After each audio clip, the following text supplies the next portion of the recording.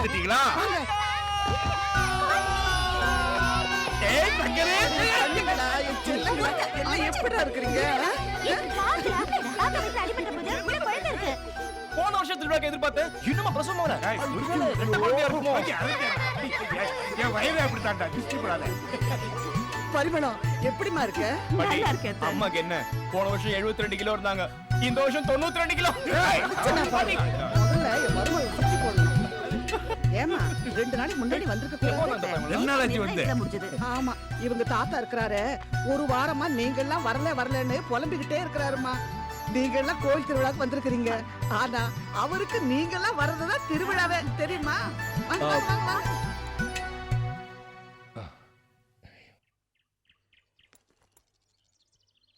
ஏய் சுரேஷ், என்னடா அங்கே நின்னுட்ட? வா. ஏய் சாரிடா, எல்லாரையும் பார்த்த சந்தோஷத்துல உன்னை மறந்துட்டேன், சாரி. அந்த சந்தோஷத்தை கெடுக்க வேணாம் தான் நான் அப்படியே இருந்துட்டேன். பேக்க கழட்டி வை, எடுத்துட்டு வருவான். ஓகே வா. ஓகே